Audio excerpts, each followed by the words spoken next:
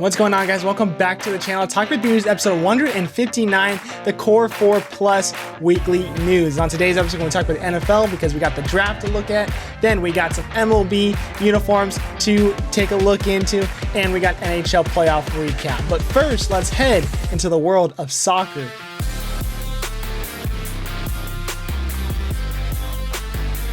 So today we're starting this one off in soccer. Yes, a topic that we don't talk a lot about. I love soccer, but it's just a lot to pretty much cover in a 30-minute episode when it comes to soccer every week. So I try to include what's big and what's important.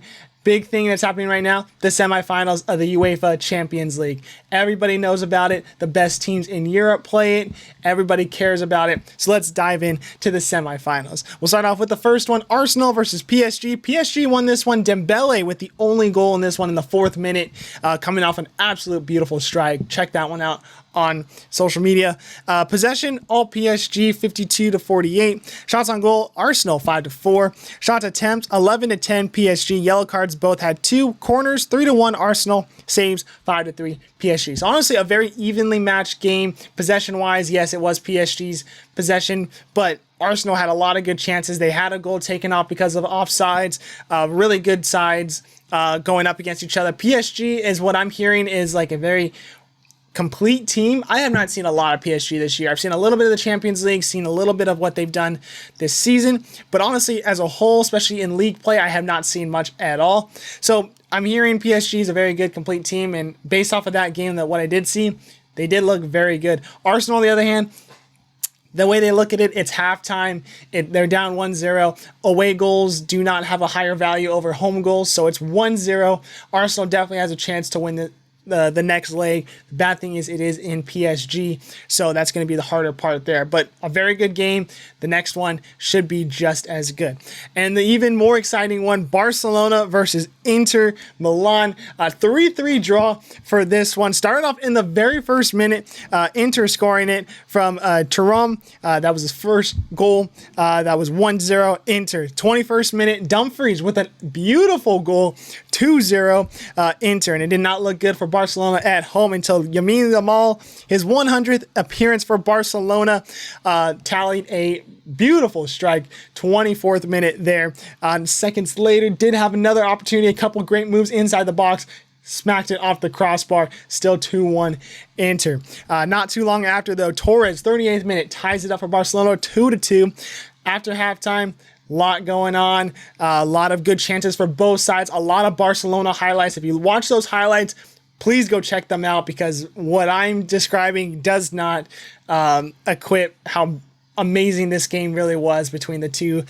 Dumfries scoring in the 63rd minute, made it 3-2 for Inter, and 2 minutes later, an absolute strike, 45 yards out from Rafinha, tied it up at 3-3 off the crossbar, off the back of the goalie and in, so it counts as an own goal. That's very unfortunate there, but Rafinha, absolute blast from outside the box, tying it up at 3-3, and that was how this game ended.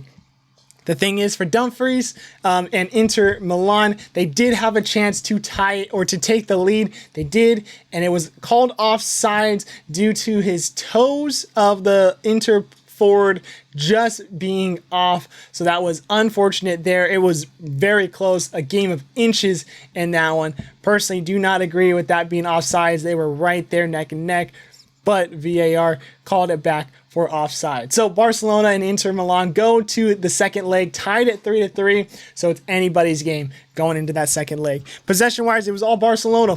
71% for Barcelona. Shots on goal, 9-3 Barcelona. Shot attempts, 19-7 Barcelona. Yellow cards both got 1. Corners were 7-2 Barcelona, but off those 2 corner kicks for Inter Milan, good chances and goals came out of it. So that's huge for Inter Milan there. And the last one, saves were 7-0 Inter Milan with all 7 saves. The next matches, we have Tuesday, May 6th, Inter Barcelona. That's 12 p.m. on CBS. Wednesday, you got May 7th, PSG versus Arsenal, 12 p.m. CBS. I'm very excited for both of those games. I think the next game, PSG holds off Arsenal based off of how they've been doing.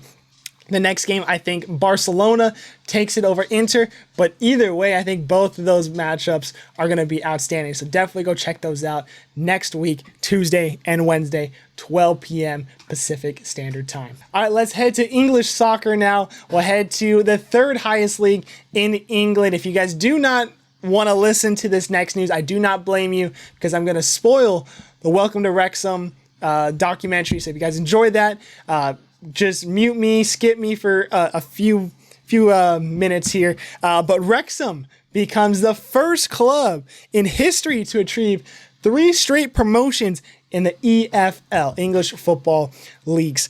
This is amazing. Wrexham is one of those squads that nobody cared about, and until McElhaney and Reynolds came over to own the club, which I believe they spent only about £2 million on the club.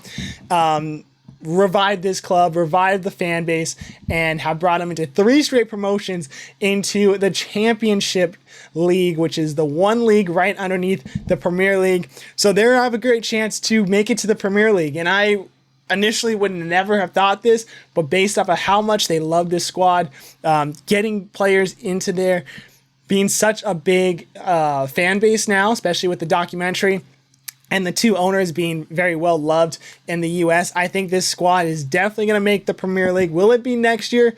That's asking a lot, but based off of history, they've done it 3 straight years. Can they do it a 4th? I think there's a great possibility they can.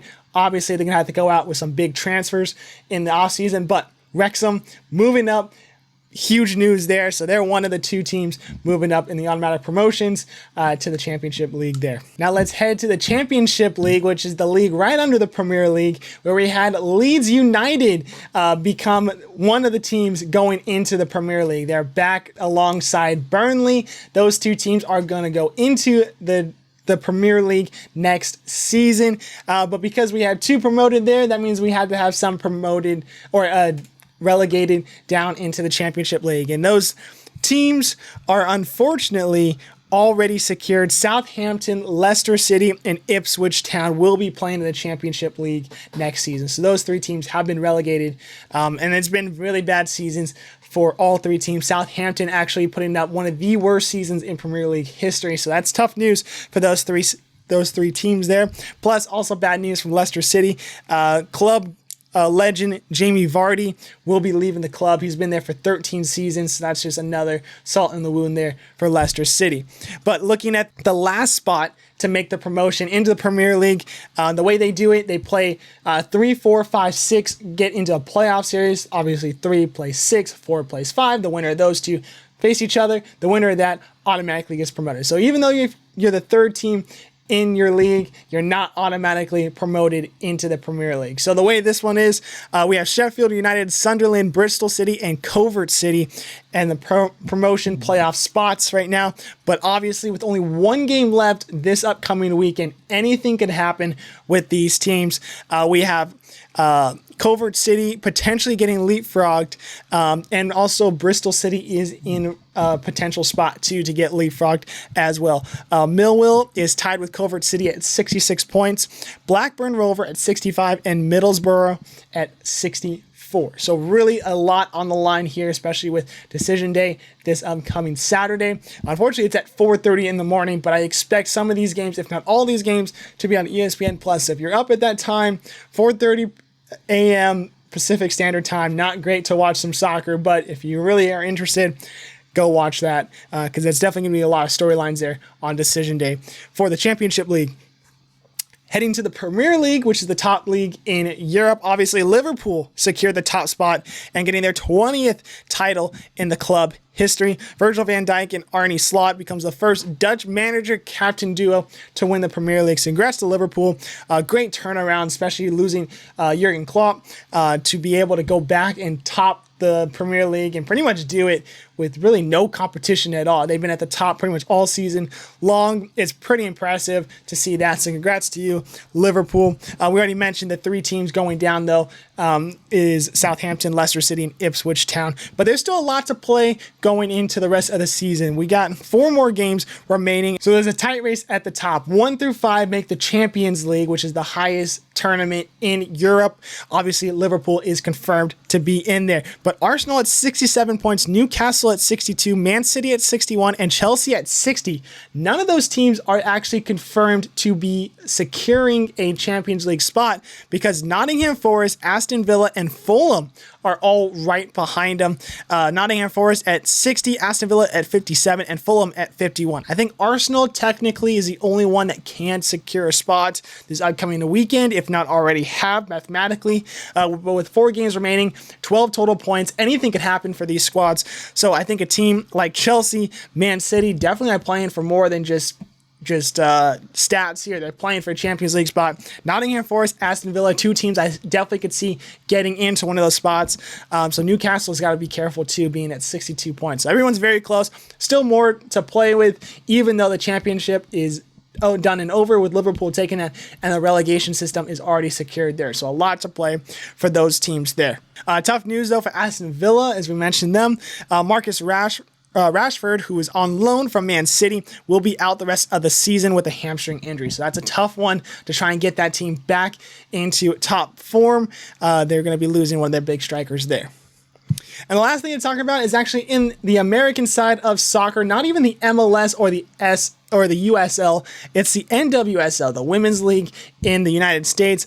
They have submitted an application to the U.S. Soccer to form a second division. What does this mean? They're going to aim for 2026 in hopes to have an 8-club inaugural season. Those 8 clubs would be Bay FC, KC Current, NC Courage, Gotham FC, Orlando Pride, Racing Louisville, Seattle Reign, and Washington Spirit. These will be the second teams of those top teams there. This is in hopes to bring up rising stars and to create a development path for coaches and referees. That is the whole plan here.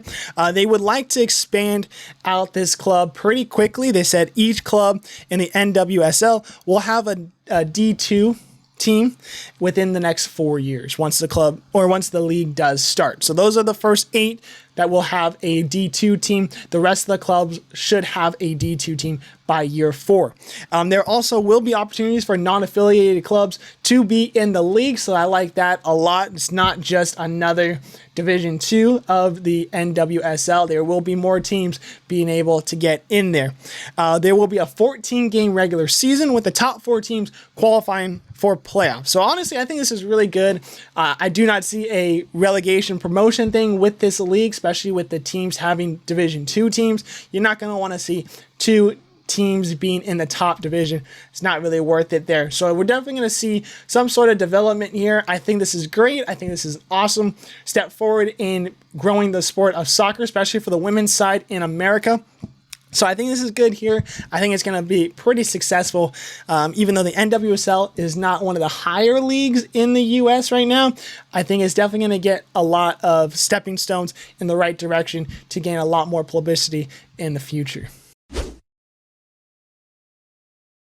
All right, let's head to the MLB now. We'll start off with some injury news. Dodgers, Blake Snell has shut down his throwing because he needs to do some more further evaluations on his arm. So that's tough news for the Dodgers. Texas, Kumar Rocker is on the IL with right shoulder impingement, and Seattle's Logan Gilbert is on the IL with right elbow flexor strain. Last week, Arizona's Eugenio Suarez hit 4 home runs in 1 game. You guys probably already know that. What you might not know, he's only the 19th player to do this, and he's the first since 2017, which was actually another Arizona Diamondback, JD Martinez. So that's a pretty interesting history there for Suarez and the 4 home run club there. Kansas City's pitcher Seth Lugo announced that he'll be pitching for Puerto Rico in the World Baseball Classic, so that is a new pitcher there for them. And the Mets, Brooks Raley agrees to 1 year with a team option in 2026 with the New York Mets. So that's a new pitcher right there for the Mets. Actually, he played last year, but brought back into the clubhouse there. Now let's get into what I really want to talk about when it comes to MLB, the new City Connects. We got 2 new City Connects from this last week. We've had a couple throughout the season. I just have not made an episode on the same week that the new ones have been out. Houston is one that had new ones. They look pretty solid. Colorado got new ones. Those ones look terrible, but we're not going to talk about those ones. We're going to talk about the Chicago White Sox and the Miami Marlins. We'll start off with the White Sox. This is a White Sox and Bulls crossover. It's actually the first MLB jersey to feature NBA team marks on it, so I love this a lot. It's a red-based jersey with black sleeves and black pinstripes, black font and numbers on the front. Chicago is red across the front in the same font and style of the New York or the Chicago Bulls basketball uniforms. I don't know why New York came out right there. That is on me. But it looks great. I love that resemblance there. The hanger logo on the inside has multiple years reflecting the years of the championships won between both teams. On the left side before the years start, on the White Sox logo after all the years. On the far right side, a Bulls logo in the hanger. So I love that a lot, adding both of those logos in there. The new Sox logo, which will be a winged sock logo on the arm and hat, looks pretty solid. I'm actually don't really mind it. It looks kind of odd, but it does resemble an old logo that they've had in the past, back I believe in the 1950s. If I got that incorrect, I'll correct myself, but I believe in the 1950s there. And then we got black pants with red stripe down the sides. And on the inside of that red stripe is a black word repeated, and that word is Southside, to resemble Southside Chicago, which is also their past uniforms, City Connect, their 1.0s, which actually will be staying in the rotation for these uniforms. So we will not be seeing the end of the Southside uniforms. They will be staying very highly liked uniform in the MLB community and by fans, so that's interesting there. Also, this will be the first uniform of the City Connects that will have 2 on-field hats.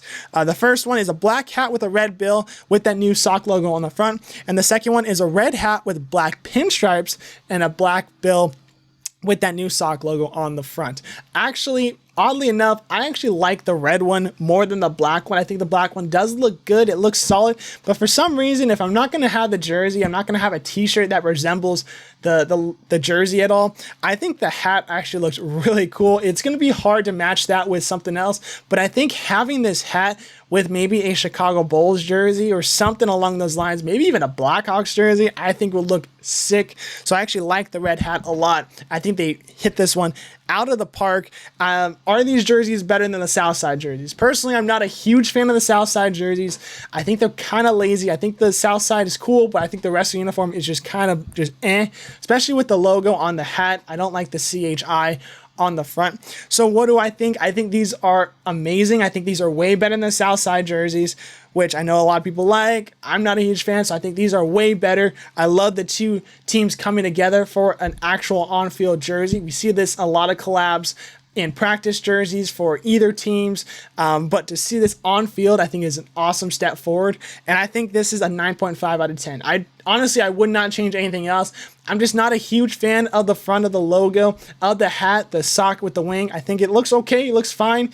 I just don't think it's the best logo they could have came up with. I think maybe a little bit more of a mash between the Bulls and the White Sox logo on the front could have done something better there, but overall still would not change anything about it. 9.5 out of 10 for me. I think they knocked it out of the park. Now for Miami, we get this new retro wave uniform. It's a black jersey, pants, and hat base, so a lot of dark colors here, which is kind of normal for the new Miami Marlins kind of theming here.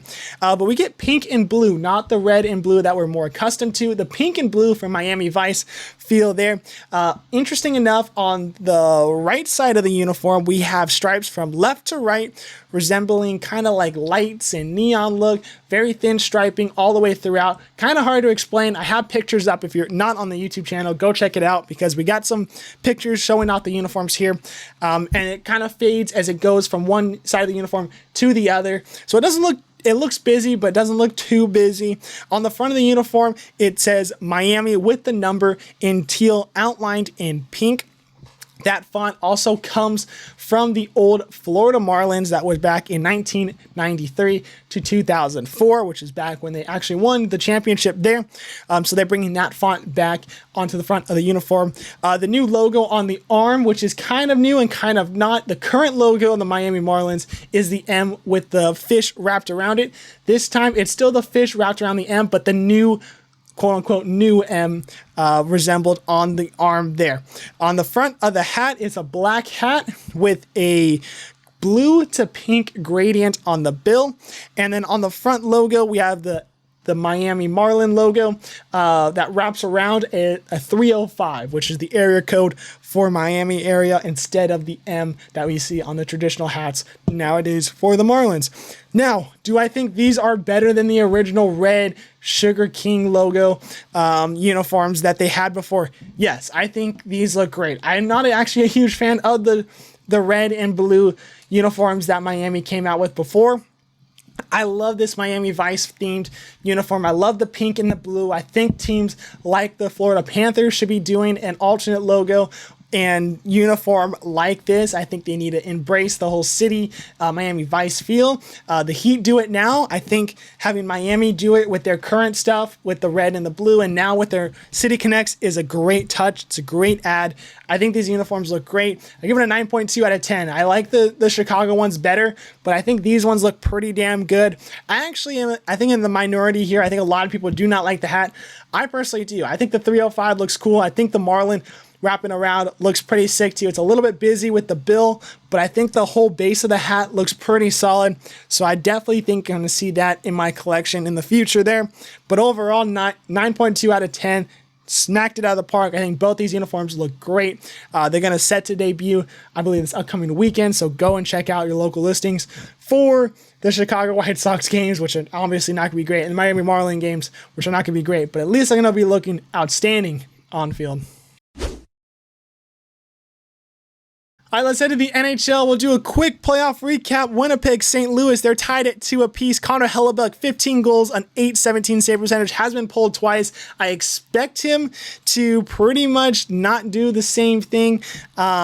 At least that's what I hope for, I guess. But I would not be surprised to see Comrie in for Game 5 for the Jets. Now we head to Dallas, Colorado. Dallas leads 3-2. This series feels like a Stanley Cup final series. A lot of physicality, a lot of fun play between these two squads. Gabriel Landeskog scored his first goal in Game 4, his first goal in 1,041 days. So congrats to Landeskog to get back on the score sheet there.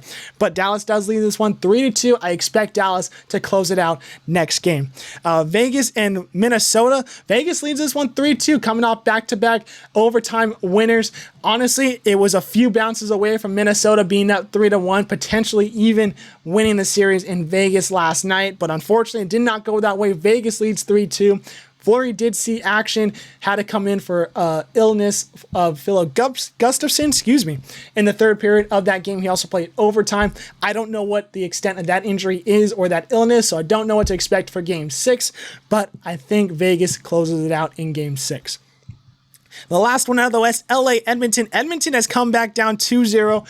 Came back and now is leading the series 3-2. It's really honestly the story of the third period and overtime. Edmonton has been outstanding in the third period and overtime in those last 3 games. LA seems to be playing catch up, sit back, play a lot of defense, let Kemper have every single shot he could see and make those saves, because Kemper is absolutely killing it right now when it comes to the saves and the highlight reels. But unfortunately, it's just not enough. LA needs to get more offense in this third period to do something. Now they got to win one on the road, one of the worst road teams in the league, the worst one in the West when it comes to these playoff teams. So I don't know what LA is going to do. I do not have high hopes for them to close it out. I think there's a chance Edmonton wins this one in 6 games.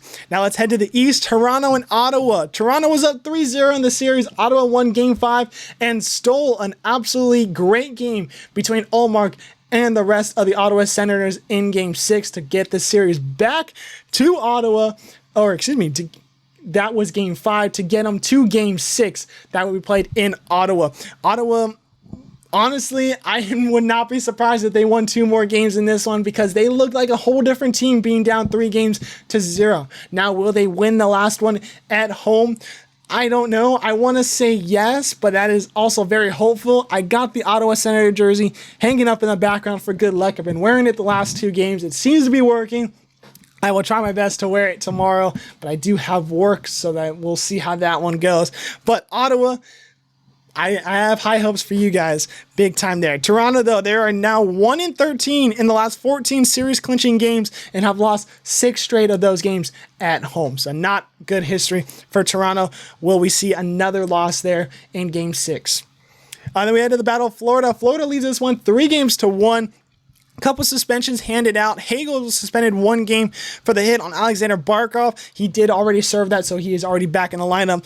Aaron Ekblatter was suspended 2 games for an elbow or even a forearm to the face of Brandon Hagel. I think that 2 games was very egregious, or not even egregious. I think the hit was egregious. I think the 2 games was correct. His suspension will start in Game 5, and if it goes to Game 6, he'll serve that one. If not, Game 1 of the next round.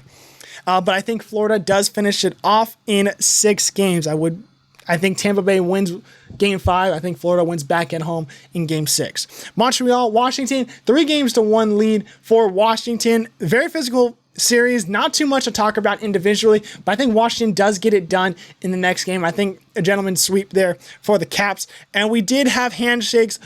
New Jersey and Carolina. Jersey losing it 4-1. They were up 3-0 in the last game. Unfortunately, had to go to double overtime, and Sebastian Aho breaks the heart of a lot of Devils fans, winning that one in double overtime. So they're the first team to move on there.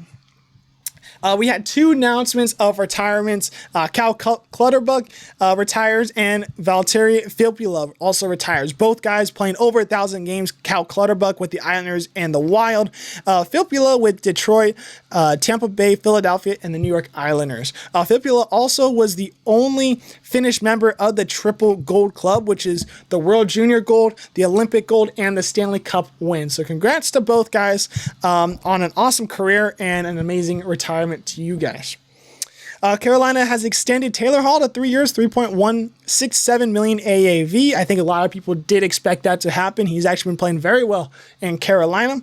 Some head coaching news. David Carl of Denver, the college hockey team, has withdrawn his name from the Chicago head coaching job. Pittsburgh's Mike Sullivan have mutually parted ways, so there's a vacancy there. Plus, Vancouver said they're not bringing back head coach Rick Tocchet, so there's another vacancy there. So I don't know where Carl's going to go. Plus, we have Joel Quenneville verbally, or actually not verbally, but a lot of people have been speculating him to go to Anaheim, so that might be a spot that has taken off there. I'm not too sure, but definitely something to note there. We had the Vezina finalists, Andre Vasilevsky, Darcy Kemper, and Connor Hellebuyck. I think Hellebuyck wins it based off what he did in the regular season, but what Kemper has been doing in LA, based off of what LA has been doing the last couple of seasons, I would not be surprised to see Kemper win it, but my pick is Hellebuyck. For the Norris finalists, we got Quinn Hughes, Cale Makar, Zach Werenski. Werenski actually very close 1-1. Very close to a 1-1 with Cale Makar. Werenski, 23 goals, 59 points, 25 power play points. For Makar, 30 goals, 62 assists, 35 power play points. So very close to 1-1 there. I think Makar gets it. But Werenski, very great season. I think he will continue on, especially going into a potential star player in the Olympics for the U.S. team there. The Utah Hockey Club has accidentally leaked their new name on a URL of the YouTube channel for the Utah Hockey Club. You could actually go right now and check it out. It says Utah Mammoth underneath it as their username. So pretty much is set in stone. The Utah Mammoth will be the new name of the Utah Hockey Club. And the last thing, the PWHL will be getting 2 new teams in the 2025-26 season. That will be Vancouver and Seattle. So we'd love to see the Women's Hockey League expanding into 2 new squads and coming closer to the West Coast. All right, we head to the NFL now. Tennessee signs Tyler Lockett to 1 year, $4 million. San Francisco extends George Kittle to 4 years, $76.4 million. We had a little bit of the draft news. The second best quarterback in the draft class, Shedeur Sanders, drops to the 5th round to the Cleveland Browns. He misses out on potentially $4 million of contract and signing bonuses and stuff like that, I believe, or $4 million in signing bonus, $40 million in contracts. So that's tough to see that for Sanders. And he's actually the second quarterback drafted in that draft by Cleveland. Dylan Gabriel went before him in the 3rd or 4th round. So that's tough news for them. Las Vegas Raiders, though, made some headway. They picked up running back Ashton Gentry from Boise State, but they also made him the second highest paid running back in the league, and he hasn't even played a snap. He is fully guaranteed $31.8 million. So congrats to Gentry for that. I'm not too sure if his game's going to translate all that well to the Raiders, but it seems like a classic Raider move to overpay for somebody that hasn't even played a game. So we'll see how those two match up in the future here. Seattle has traded Sam Howell to Minnesota for a 5th round pick in the draft. Plus, we get some new jerseys this upcoming season, a new series called Rivalries, which will be similar to the NBA and MLB City inspired uniforms, the City Connects. I'm not sure what the NBA calls theirs, but everybody has one of those. This upcoming season, we're going to have 8 teams with these new City inspired uniforms. It will be the AFC North and the NFC West. So Buffalo, Miami, New England, and the New York Jets. Out of the NFC, Arizona, LA Rams, the San Francisco Niners, and the Seattle Seahawks. Those will be the 8 teams that do get new uniforms. The other teams will gradually get their uniforms over the next 4 years, very similar to what the MLB does with their City Connect uniforms. So I'm very excited to see what these are going to do. I'm curious if we're going to get new helmets out of this, if we're just going to get new uniforms, if they're going to be like the Color Rush. I'm not too sure. This is just the only news we have when it comes to these new uniforms this upcoming season for the NFL. All right, games to watch this weekend. When we go back to soccer, we got a lot to talk about. The Premier League, we got Aston Villa versus Fulham Saturday at 4:30 a.m. USA Network. The English League Championship, Burnley versus Millwall, Sheffield United versus Blackburn Rovers, and Coventry City versus Middlesbrough, Saturday at 4:30 a.m. Those are all on the same day because it's decision day.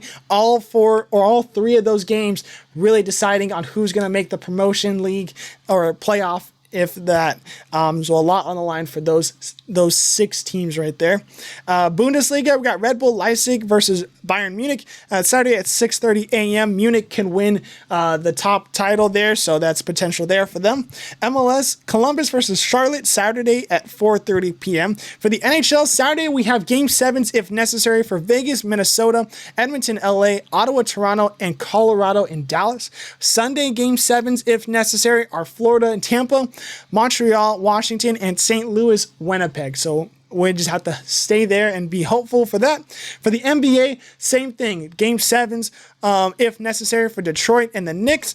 And for the Clippers and the Nuggets on Sunday, Game 7s, if necessary, Lakers, T-Wolves, Warriors, Rockets, Pacers, Cavaliers. So obviously you just got to be wait and patient there for that. MLB, we got the Mariners and the Rangers. NASCAR, the Texas Motor Speedway, Sunday at 12:30 p.m. FS1. And for Formula One, we got the Crypto.com Miami Grand Prix, Sunday at 1 p.m. ABC. All right, guys, that will do it for this episode. Thank you guys for listening. I know it was a long episode, a lot of soccer to talk about, but because soccer is wrapping up, it's a lot of storylines to cover. So I appreciate you guys listening to that, everything else that you guys have listened to. Make sure you guys check out the socials, which are the links down below. And we appreciate you guys so much. So make sure you have an awesome sports-filled weekend, and we'll see you guys later.